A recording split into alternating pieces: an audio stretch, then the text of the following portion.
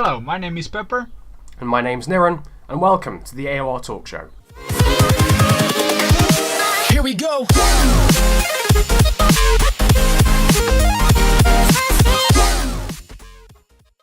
So hello there everyone, and welcome to the 10th episode, I got that correct this time, the 10th episode, I'm going to have to cut that out, of the AOR Talkshow here on Pepper's channel, of course, and we're into double figures now, so that's all fine and dandy. Today we'll be reviewing the race that we previewed as a bit of a barnstormer last week in Suzuka. Whether it actually turned out like that is, of course, another story. Hopefully we've done it some sort of justice, maybe not, who knows. But and then obviously after that we'll also be previewing the next round of the season, which is round number 9 in Catalunya in Spain.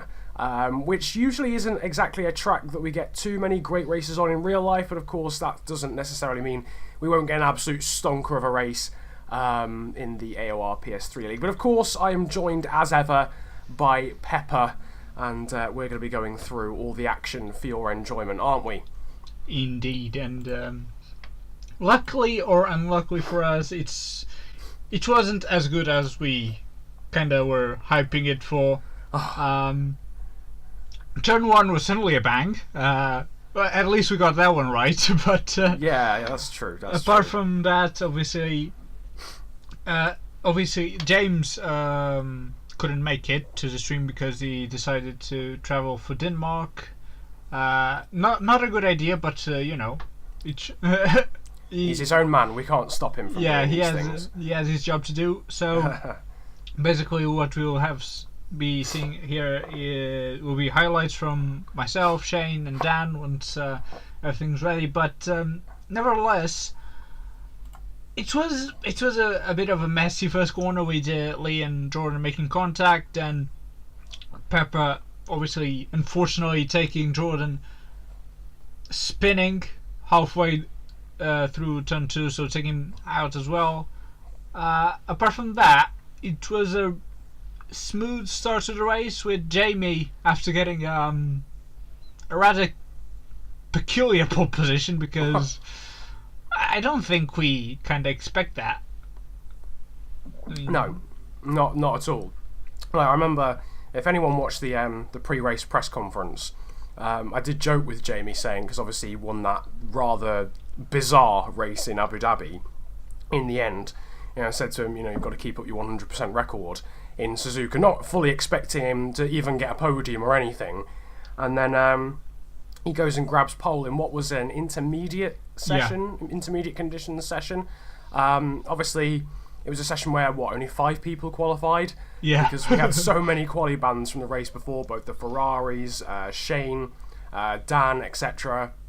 And there were a lot of quali bands. Of course, some of the people I think that had quali bands didn't race. Yeah, Silverlister missed it, so his qualifying will be for Spain, postponed for Spain. So that's a shame for his home Grand Prix. But yeah, so any of the people who didn't race who had quali bands, their bands carry over as long as they do decide to turn up at the next Grand Prix, or whichever is the next Grand Prix that they race at. But yeah, anyway, so Jamie took pole. We were expecting, I think we both predicted that Callum would take pole. I suppose that was probably, to be fair, that was a safe bet. You know, we didn't exactly push the boat out. I mean, we did. I think probably a lot of you guys would have expected that as well. But Jamie pulled out all the stops and got pole and led down into turn 1. As Pepper's mentioned, there was a few incidents behind the likes of Professional Lee, who was stepping in for. Well, no, he wasn't stepping in for anyone. He was just sort of doing a wild card race, wasn't he? Really, he was driving for Toro Rosso. Yeah, pretty much. It was kind of a reserve for that race, since we didn't have all drivers to race with the pack. So, and he did pretty well despite all the quali bans. He still managed a second row, but unfortunately, after what was a pretty decent start actually from him, obviously an unfortunate contact with Jordan sent him to the back of the field, and from then on, it was a bit of a dull race. Jamie and Callum kind of started going away. Then there was a bit of a mix with Shane, Mazes, and Dan at the start of the race, reasonably together. Pepper a lot further behind with Lee. Professional did a couple of mistakes as well. Jordan obviously disconnected. So it was. It was not what we expected, and there wasn't even that so-called strategy. I mean, we didn't have much of a strategy choice here. Obviously, Shane started on primes. I think he was the only one doing so. I actually think he was the only one, but we did have some persons pitting at different laps. Obviously, Pepper was stuck behind Lee and Professional, so he decided to pit lap 4. Everyone else went a lap longer on the options, and Shane obviously with the primes pitted lap 7, but well, I think he could have had a better pit lane, wouldn't you say, Niran? Yeah, I mean, that's probably fair to say. I mean, in the description there'll probably be links to the highlights of the race from Shane, Dan, and obviously Pepper's perspective. Yeah, sorry about the extra work that I've just caused you there. Shane, I suppose he was up there fighting with obviously Mazais and Dan, who were fighting their way back through the order because of their quali bans. Jamie and Callum though took off because they just had track position earlier on in the race. So Shane starting on a primes, comes in later than everyone else, and absolutely smacks the pit lane entrance, or was it the bollard going into the pit lane? No, it was the inside barrier, which then bumped him to the left part of the pit lane, and then the poor 60-mile-an-hour sign got a bit destroyed. Yes, and so did his front wing. And unfortunately, F1 2013 isn't exactly optimised in the pit stop department. When you break your front wing on the entrance to the pit lane, whichever track I think it is, I don't know whether this glitch only applies to Suzuka, but they didn't change. His pit crew didn't change his front wing when he came in for his first pit stop. Obviously, if they'd have just changed it, he wouldn't have lost any time. But he didn't get a front wing changed. They only changed the tyres because of this glitch, and they sent him back out again for another whole lap without his entire front wing. Which then cost him a ridiculous amount of time, plus having to pit again the next lap. Probably cost him, realistically about 50 seconds, maybe 45 seconds. Probably, I mean, a ridiculous amount of time that you're never ever going to gain back. And from that moment, really, Shane's race was completely ruined, which I think also contributed to the lack of action in the latter stages of the race, because I probably get the feeling that him, Dan and Mazais together fighting for like third on the comeback trail, that probably would have been quite a good fight, but removing him from it and his good pace from that battle meant that we didn't get much of a fight for the final podium position, unfortunately. We got a bit, but no real mad wheel-to-wheel action, I don't think. Yeah, indeed. And although we had quite a few problems, we must say Philip showed quite a good pace. I mean, he was maintaining with Pepper after the first pit stops. Obviously, I think Philip was probably on options and Pepper on the primes, but still, I mean, Philip is not, or wasn't, on the best momentum, with a bit of a lack of pace throughout the races. But here in Suzuka, we kind of saw a different Philip. I mean, he was a lot better. Obviously, got his best result of the season so far in 6th, ahead of Shane, who had his issues, and ahead of Lee and Professional, which, I think more than Lee, Professional had a race to forget, because didn't probably have the better pace. Obviously, it was the last of the guys who qualified, but I mean, it's definitely his worst Grand Prix of the season so far, because Dan did a good job, and even Professional was hoping for a good double point finish for Red Bull, and instead Professional has all those issues which lead him to finish 9th. So wasn't exactly the perfect weekend for Red Bull. Obviously, Dan and Professional had a laggy contact, which led Dan to get a penalty, but it's supposed to be removed. So if you see on the graphics right now, if the Dan's in third and Mazes is fourth. Obviously, the penalty has been removed because, as you will see now on the screen, it was a lag contact. So there's no reason for that penalty to stay. Even professionals said later when he saw the incident that the penalty should be removed, so that shouldn't be an issue. So finally, Dan comes back to the podium after God knows how many races. I mean, the last Dan podium was in Britain, second place, and before that it was in Brazil. So I think Dan was reasonably happy after a good scrap with Mazes. He said Mazes had a terrible straight line speed, so I think if I do remember correctly, it was a last lap move, third. Oh wow! It was on the last two laps. I mean, they were having a very nice scrap there, but it was on the last laps. I did it a disservice earlier then. In that case, I apologise, Dan and Mazes. I didn't think it was as good a battle as that. I didn't know. I mean, it seemed to me. I mean, I was fifth and I was miles away, but I could see like the position changing. I was like, there's something going on there. But nevertheless, the Ferrari is still getting decent points after both getting disqualified in Abu Dhabi. So 22 points. The team getting third in the most points conquered, because obviously Williams got 24 and Caterham 25 with the second win in a row for Jamie. So I mean, he's in a good momentum. Maybe a charge to the title begins. I don't know. Can you imagine? I mean, just putting it out there, he's 79 points off the leader after that, which is Callum still, obviously. After that result, can you imagine if he came back and won the championship, having only done just over half the races?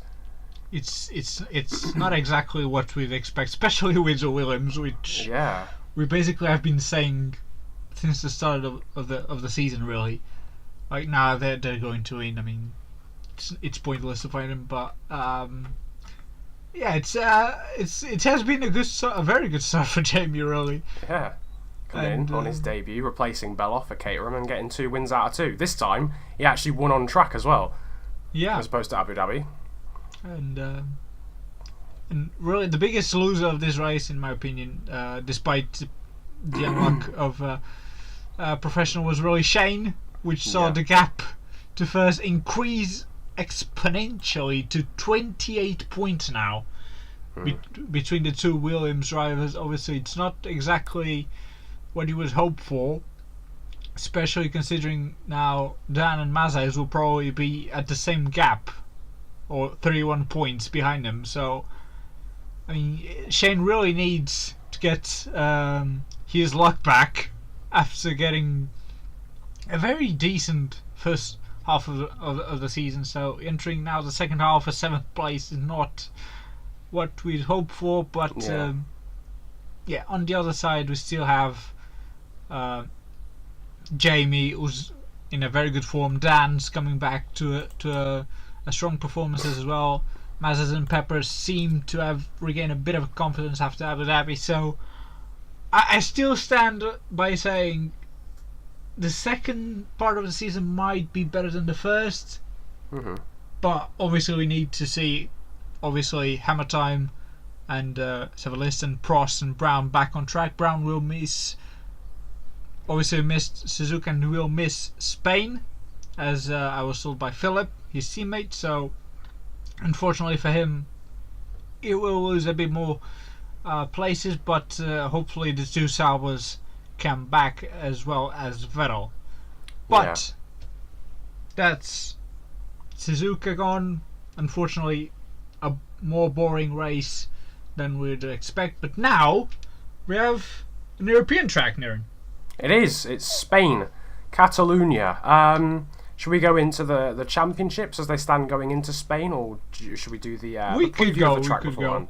Sorry? We could just give an overall look at the standings. Yeah, okay, well that's cool. So let's have a little look at the Drivers' Championship then, of course, first. And as you mentioned briefly beforehand, Callum is now 28 points clear of Shane. Shane, who probably needs a win realistically to get things back on track. No podium for him since round 5, which was Germany. So that's 3 races now without one, and a highest result of 5th. He needs a win really to get back on track with Callum, even if Callum still finishes like 2nd or 3rd, just to actually have a race where he's cutting the championship down. The championship lead down would obviously give him more confidence. Mazais still sat there in 3rd, only 6 points though now clear of Dan. Although that could change because Dan will probably have the penalty removed, so it might actually be that Dan maybe moves above Mazais, not entirely sure. Pepper though in 5th, and then we've got a massive cluster of cars within a very small space of points. Jamie, after 2 races in comparison to an average of maybe 6 for everyone else out of the 8 races, is already up to 6th place with those 2 wins. He's on 50 points, level with Vettel, who of course has won a race as well at Silverstone, his Caterham teammate. Then Hammer Time of course didn't arrive for the last 2 races, but we'll hopefully see him and his teammate Prost back soon.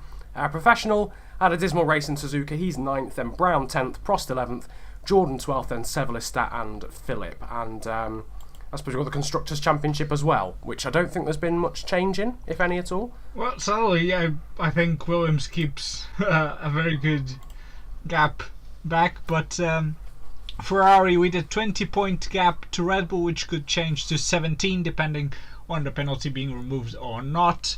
And Caterham, with the last 2 races for Jamie, gets extremely close to Red Bull even. So they're 4 points behind, or rather 7, according to the penalty. Sauber, obviously not scoring points for the last 2 races, keeps their 77 points. Mercedes is now 23 points behind them, and Lotus only 13 behind Mercedes. So after, terrible start for Lotus, they're kind of catching up with Mercedes and now Sauber, which are missing Grand Prix, and Caterham joining the 2nd place battle, since Ferrari is 96 points behind Williams already. So, I mean, I think we have a very good scrap for 2nd and for 5th now in our hands. Yeah, definitely. I mean, I think the Constructors' Championship overall, I think that's going to go to Williams. Let's be honest. It's been around about 100 points for quite a while now, although they haven't really been as dominant as they were sort of first 4 races. It hasn't really opened up massively since then, I don't think. But yeah, Ferrari, Red Bull, and now Caterham, of course, all fighting for that 2nd place. Jamie can keep his form up, and we actually see Vettel more consistently, then Caterham have a really good chance of coming 2nd in the championship, and maybe even stretching away from Ferrari and Red Bull, but we'll see how that goes. And as you said, 5th as well, Sauber, Mercedes and Lotus, but Lotus are going to be a bit hampered now because obviously for the majority of the season they've had 1 driver, which was Sevelista at the start. There was meant to be someone else, I'm fairly sure, but they never ended up racing. But and then obviously Jordan came in, but that's not the case anymore. We're going back down to 1 Lotus driver, I do believe, from this race onwards, potentially anyway. Yeah, I mean, it's still on conversations. Maybe we'll get someone else for Lotus in Spain, but we'll see if Jordan keeps his word about retiring. But it's not looking good for Lotus. It never has been since the start of the season. It's just not really started for them, unfortunately, has it? Yeah, I mean, as constructors and drivers champions from last season, well, it's a bit disappointing, but sad demise. It's the way it goes. Obviously, they lost both drivers, which didn't help them very, very much. But it makes Sevelista look bad, bless him. But the reality is, a lot of those points he's got on his own. Yeah. Because I mean, apart from I suppose Jordan getting 2nd in Abu Dhabi because of various disqualifications, a lot of those points are Sevelista's. He's been a one-man team for basically 75% of the season. So he'll be hoping for his own sake that he does get a teammate pretty sharpish. Yeah, and we do as well. And after all, he'll be racing at home in Catalunya next round, despite the quali ban he has. I mean, we have a reasonably good track, I would say. I mean, a track that everyone really knows, but it's time to take you for a hot lap around the Circuit de Catalunya.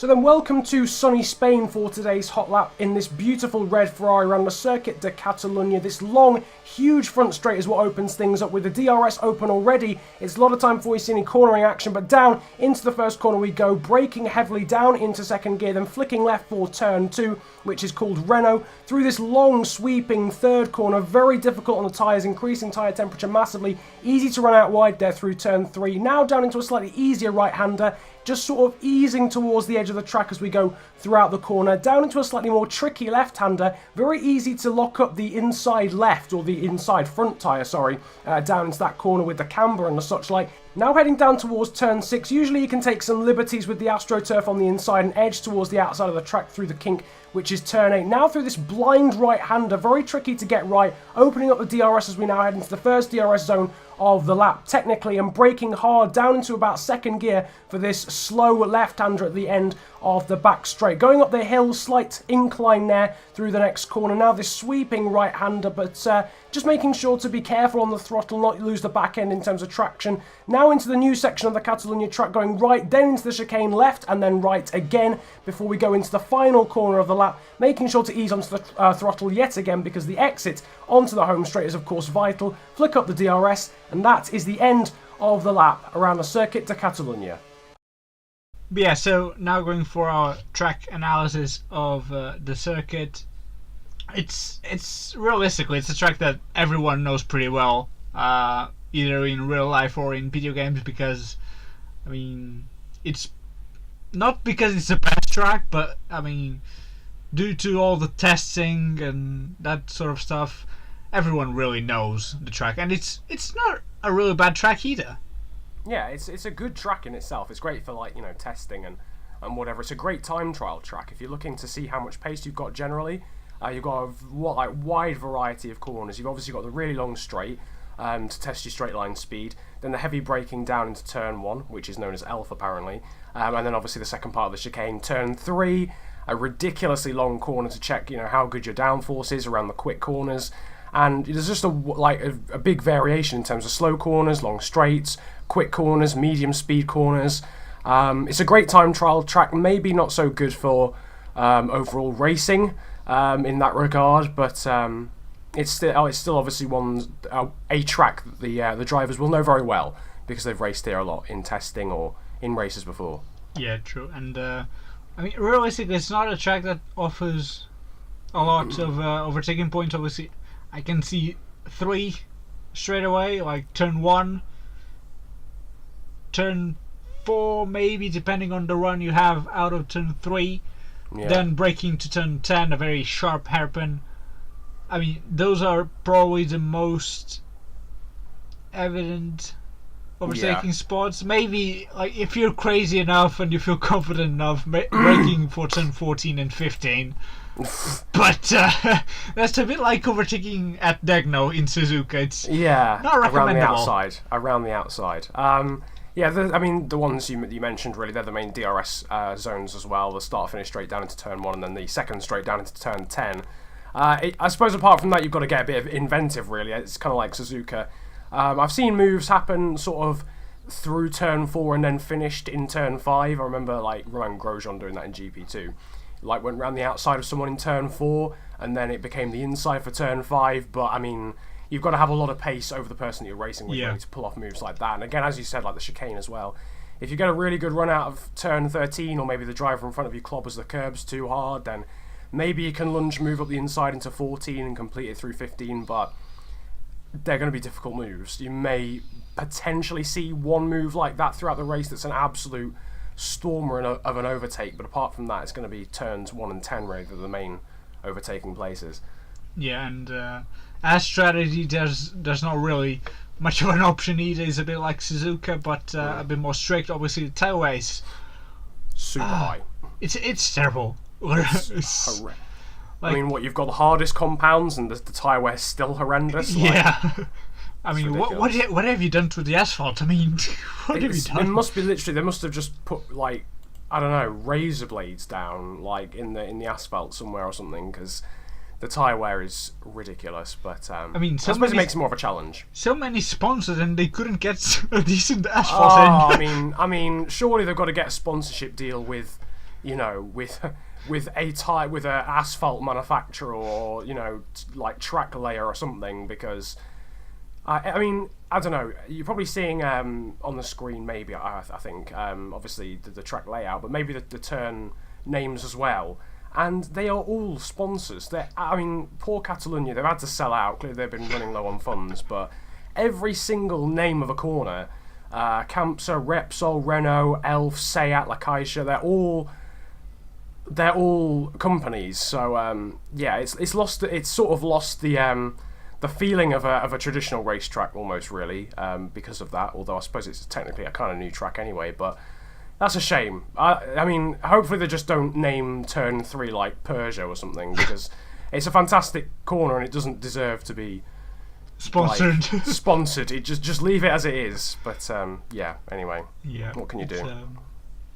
Yeah, but I mean, there's still hope for a good race, nevertheless. I mean, in terms of strategy, as I was saying, probably option and then 3 sets of primes would be the ideal strategy for the race. And that was obviously the winning strategy from last year, which saw a rather interesting scrap between Iceman and Pepper for the win. The Lotus and the Marussia driver really did a great job at the front. The remaining pack was a bit further behind, but we didn't see many overtakes, to be honest. But well, it will depend, because there's always people with different setups. They might lose on the straight but gain on the corners, or vice versa. So, nevertheless, obviously, I'm not as hyped as I was for Suzuka. Probably Niran isn't either, but. This is where we get an amazing race, though. This is the thing. Yeah. Like, we expect an incredible one in Suzuka and get quite a dull one, in all honesty, and then we expect a dull race in Catalunya and we get an absolute barnstormer, hopefully. Anyway. Yeah, we're like, tell us what you want to say about certain race, and it will happen the opposite. So yeah, if that does happen, then we're gonna have to just not hype up any race ever again. Yeah, if that works, it's fine. We just be the most boring commentators ever, and the races will be amazing. Well, you know what? I'll take the hit. That's worth it, in my opinion. Maybe. if it proves right, we may try for the next race. Okay. Well, we'll see. We'll see how it goes. Yeah, yeah, Hammer Time finished 3rd on last year's race, ahead of Lotus, of Dan, Falcon Professional 6th, James in 7th, then the 2 Williams 8th and 9th. Is that an omen? Is that an omen? Then, probably not. Probably not. Yeah. We've said this a lot, but I mean, it's gonna have to happen eventually, right? Yeah, we'll hope so. But yeah, it was a good race, nevertheless. I mean, maybe not as much action as you'd get on maybe. I don't want to mention Abu Dhabi because that was disgraceful, but maybe Brazil, United States, like tracks are much more flowing and you can overtake a lot more.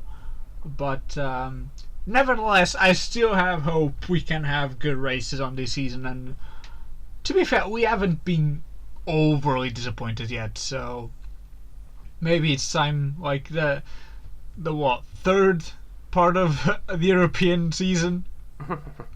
We had Germany and Britain. Yeah, we're on the 2nd part of the European season now. It's Spain and Monaco, and then we'll be back to Asia. But yeah, it's funny how Spain and Monaco kept one after the other, but stayed together. They couldn't be separated, unfortunately. Yeah, that's beyond the point. Like a happy couple. Anyway, yeah. Yeah, time to check the facts, and I'll let Niran start with the first one. All right, thank you very much. Season 11 then will be the first time where the Spanish Grand Prix will take part in the second half of the season, after always being the 5th round in the previous years. Of course, this sort of ties in with the fact that we've got a randomised calendar this year, so obviously Spain in real life hasn't been in the second half of the season ever, I don't think. It's always been towards the start, so there's no reason for it to have been towards the end, I guess, like this year.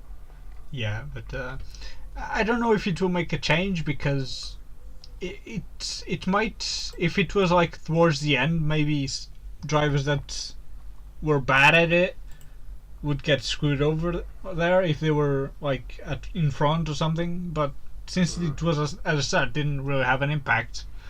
Yeah. And now it really doesn't, because it's like in the middle nearly, so yeah, it's nevertheless, I mean, there's a first time for everything, I guess. Exactly. Maybe next season it'll be the last Grand Prix of the season. Oh, Let's the hope not, eh? scenes. But yeah, going for fact number 2, England, again, is the only country with more than one win at the Spanish track, with 2, followed by Netherlands, Spain, Germany, Greece and Denmark with 1. Fairly sure that's the first time we've seen the Netherlands mentioned in a fact. I think so. Especially when it comes to wins. We've seen Greece and Denmark, and I always think, wow, we've had a Danish winner. I'm sure, I think I've said that every single time Denmark have appeared. But yeah, the usual, the standard. England, the only country with more than one win. Still only with 2. There's probably, with the way form is going at the moment, there's probably a decent chance that'll carry on. With Jamie Callum, maybe Shane on the comeback trail, I don't know. But could obviously get a new winner. Maybe Latvia, maybe Portugal, who knows? Maybe.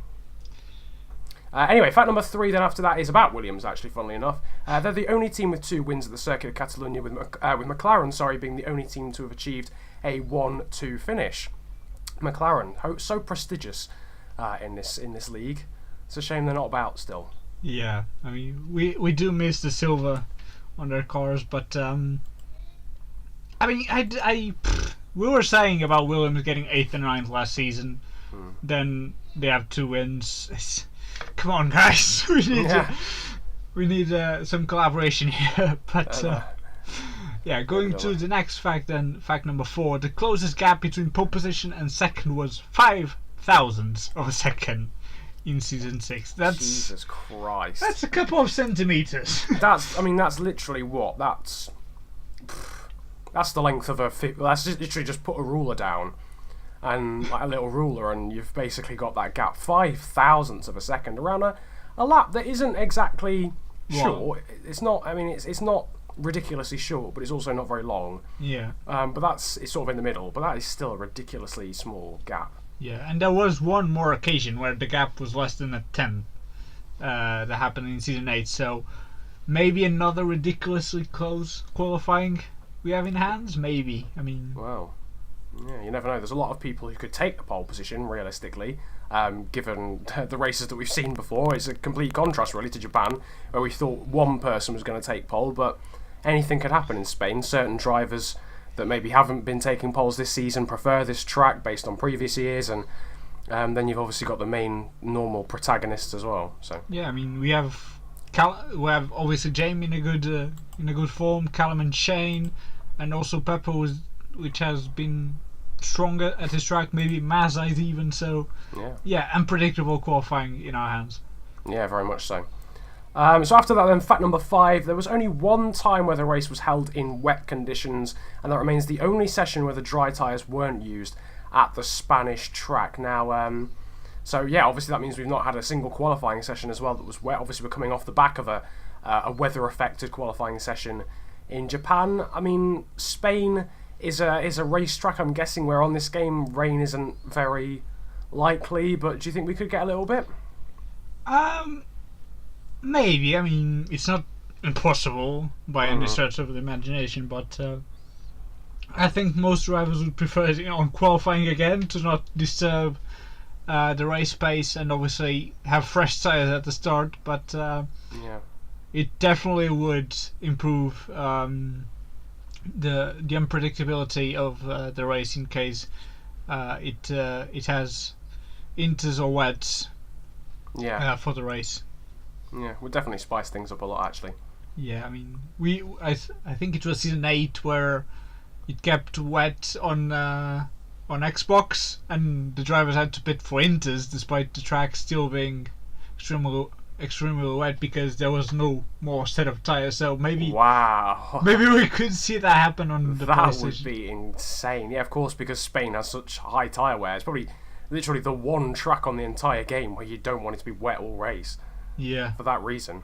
So we could see, I don't know, maybe we'll have that luck, maybe we won't. We'll have to wait and see. Who knows. But nevertheless, fact number 6, again, with the Williams, but this time it's a positive one, don't worry. There was only 2 times where the Williams team didn't put a car on the podium, while Ferrari is yet to achieve one, with their best result being a 4th place in Season 6. And I'll let you know this. Thank God for that 4th place, because other than that, the best result was a 7th. Jesus. It's not a track that's kind to Ferraris at all, is it? No. 7th place. I mean, obviously we have got this one 4th place, but wow. That's a bit... I mean, obviously if that person hadn't got 4th in Season 6, then I'm pretty... I mean, I would probably put my house on a Ferrari finishing above 7th in the race, to be honest. I mean, I'm very glad I'm not a betting man, because otherwise I'm probably going to get proved wrong. I don't know, hopefully not. But we'd anyway. be broke by then. Yeah, I mean, I won't have a house. Anyway, yeah, but I mean, you never know. You could easily get that record being broken as well. One, maybe even two of the Ferraris being on the podium if they both like the track enough. We certainly know Pepper does from last year's performance, so it's up to you, Maz Ice. Yeah.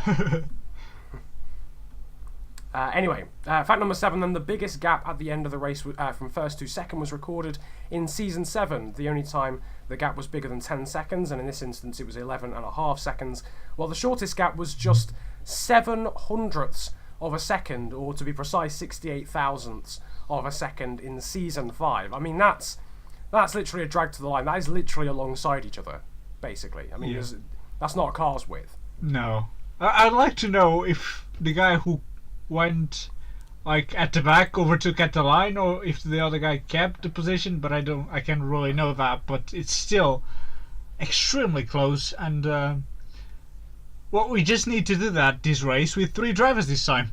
Yeah, I mean, that would be. Can you imagine 3 people covered by 7 hundredths of a second across the line? Jesus. Oh, that would be incredible. That would be mad. I can't remember a time where I've ever seen in real life or on a video game in any motorsport discipline where I've seen someone overtake someone else coming out of the last corner before the line at Catalunya in MotoGP or anything. So that's, if he did manage it, whoever, you know, if it was an overtake, then fair play, and even fair play even if they didn't get the overtake, because that is quite extraordinary to get that close to the winner. Yeah, indeed. But fact number 8, the lowest position achieved by a Spanish driver at Catalunya was a 16th place in Season 10 due to a disconnection, while the worst position by a British was a 15th place in Season 6. What happened there? I mean, that's not even a disconnection as well. But obviously there was a total of 10 British drivers on that race, so... It's alright, they probably locked out the podium in that race, so it doesn't really matter really if one Brit comes 15. 10! It's extraordinary, isn't it, that so many British drivers, or so many drivers of one nationality actually took part in that race. I mean, that's 2 more than half of the grid. We had 11 drivers for Suzuka, didn't we? So I mean, that's almost as many as we have in a normal race these days. I mean, it's ridiculous. But I mean, if Sevalista races, I'm sure he'll be hoping for better than 16th. In fact, I'm not even sure he can finish 16th. No, he generally can't. He can't. So Sevalista, if you're watching, you have to finish better than that. Literally, as long as you arrive. So, yeah, I'm sure Sevalista will do the job. Hopefully, if he races, he'll get some points as well as his own GP. Yeah, indeed. But anyway, fact number 9, then the penultimate fact. Season 7 saw a Spanish driver win for the first time at home, followed by 8 British drivers completing the 9-man grid at that race. How must you feel if you're a British driver? There's 8 of you, there's only 9 people overall, and none of you won the race. None of you won the race. It's incredible. But it's a great fairy tale, isn't it? Because a Spanish driver winning in Spain in front of the absolute rabble of British drivers. But I mean, that's a sick fact. I like that one. That's disgrace from the British. That's disgraceful. We should be doing better. We expect better these days. Quali band for everyone. Quali band. If any of you are still in the league, quali band for the next race. Disgraceful scenes. And wrapping up this fact session, obviously, Season 11 will have the 5th appearance from a Spanish driver at their home Grand Prix in what will be the 7th Grand Prix taken in AOR history on the PlayStation that we have on record. So Sevalista obviously will do the honors, and I'm sure he'll be hoping for a points finish to mark that occasion. But that's our facts. I mean, I'm not sure if it helps anyone, these facts. I think it does. Personally, I think they're just interesting, to be honest. Oh, Even if it doesn't no, they're interesting, but like yeah. we've been telling these facts over and over for each Grand Prix. They keep getting broken. I mean, This is true. Yeah, we're gonna have to come up when we get into season 12. We are literally gonna have to just completely new facts, because they just keep getting broken, especially all the Williams related ones. yeah. I mean, they're just ridiculous. But yeah, I mean, there'll probably be a lot more Caterham in the facts this time next year as well, or next season, because we've had a lot of Caterham goodness this season, if that's a phrase. But Caterham is on a 3-win streak. 3 wins. I mean, have they even won 3 times before this season in AOR PS3? I've only ever seen them once, I think, in the facts out of 9 Grand Prix now that we've done the facts for. So extraordinary. I mean, just to put into perspective, Williams have a 4-win streak. Caterham is on 3. Yeah, that's mad. And the only other team to get a win was Ferrari, obviously, in Australia, after Callum's disconnecting. So, it's time for a new winner. Yeah. Well, I mean, to be fair, if Caterham win again this weekend, they'll actually match the wins in a row for a team, because Williams had 4 wins in a row between round 2 and 5. And then, obviously, Vettel won in Silverstone, then Jamie won in Abu Dhabi, and then Jamie won again in Suzuka. If one of the Caterhams wins in Spain, they'll actually match Williams. Yeah. That's not a bad performance at all. But still, by this point, you'd expect Red Bull to have a win. Oh, man. They don't. Dan needs to come in clutch. And Sauber. Oh, definitely. To be honest, I think Sauber are very unlucky, because especially Prost. I mean, he's only completed 2 races this season, and one of them he came second. He definitely has the pace to have at least got some podiums by now. Whether he'd have won a race or not by now, I don't really know. Probably not, but they've got good drivers, and the fact that they haven't won just shows how good the rest of the field is and some of the other teams are. I'd be very surprised though if Dan and Mazais and one of the Saubers don't have a win by the end of the season, though, really. Yeah. We still have a long way, but yeah, it's still, I mean, and hopefully, I mean, Shane only has a win so far as well. Pepper only has a win so far, so we might have other drivers also winning. We have a total of 5 different drivers now winning. So that's always a positive, but that's very good. That's a good amount, I think. Even if that stays that way till the end of the season, I don't think it will by any stretch of the imagination. I think you'll have like at least 7. Yeah. But that's a ridiculously good amount of winners to have. That's a close field. Yeah, but now it's that time of the talk show where It's that time I again. don't even know. It's that time again. It's that time again. What can we say? The AOR talk show goodness is over. Yeah. Edit in some sad sound effects in the background. It's time for. It's done. I don't even know how to describe it because we're so bad at this. We are, undoubtedly. But, I mean, I think we've done an alright job today. I think we've done an okay job. We've also not rambled as much. I mean, last episode was almost like an hour long. And that was just because we were just chatting to each other for like half of it. But, I mean, we've done an alright job. I think we've done an alright job today. There's no announcements, I don't think we've forgotten. Oh, no, wait. Oh! Yes, I'm glad I said that. There's a terrible part coming. Oh, God. We have to make the predictions. Oh, yeah! Oh, God, we've done it. Oh, how did we forget that? What? We're so bad at this. How wouldn't we? We've done so well for the last 42 minutes, and then now it all goes down the pan. Alright, okay. It's prediction time for Spain. Forget everything that we just said about the video being over. It's not. You've got at least 5 minutes of us rambling again. And predictions. I mean, I thought I had a solid prediction last time, to be honest, and it went down the tubes. It did. I'm guessing I got 0 again. I think you did. Oh, actually, no. I think. Wait, did I predict Callum to win last time? I think so. I got the feeling for some reason I predicted him to come second. Anyway, I'll check it and update the. Okay.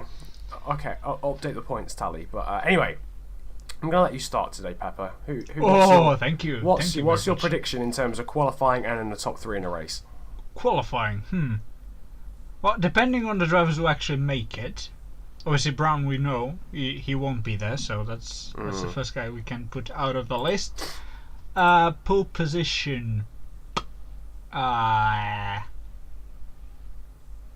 Shane really needs to step up his game, so I'll say Shane. Okay. Because he really needs to. And due to the nature of the track, you know what? Because of the performance of last season, Oh God, no! Don't do it. I will do it. No! He's done it again. No, I know exactly where this is. I'll be screwing up myself, but I'll say Pepper will win ahead of Shane and ahead of Jamie. Oh no! He's done it again. He's done it again. If I fail, I promise I'll never do it again. If it happens, I'll be extremely happy though now. But anyway, right. You shouldn't, because you'll be losing points.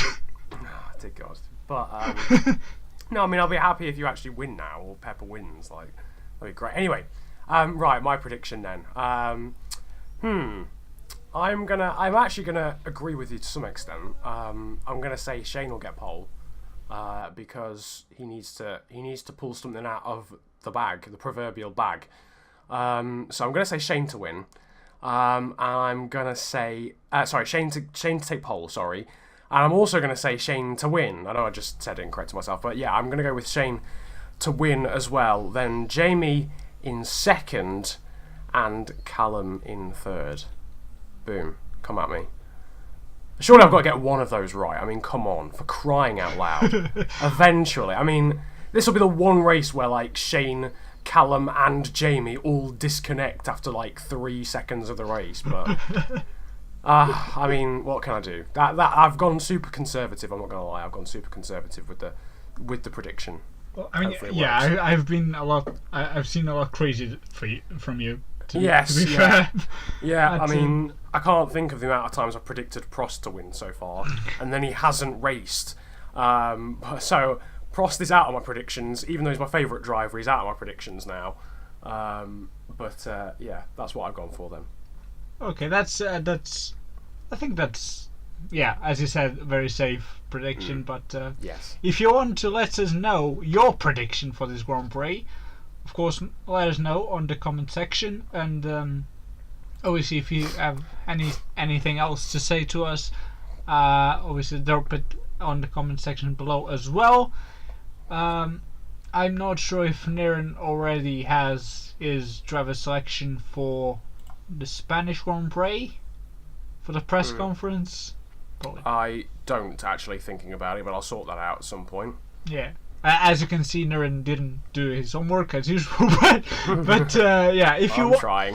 If you have any suggestions for who you want to see for the press conference, either for the Spanish Grand Prix or really any of the other Grand Prix we have on this season, let us know as well. But I do believe that's all from me.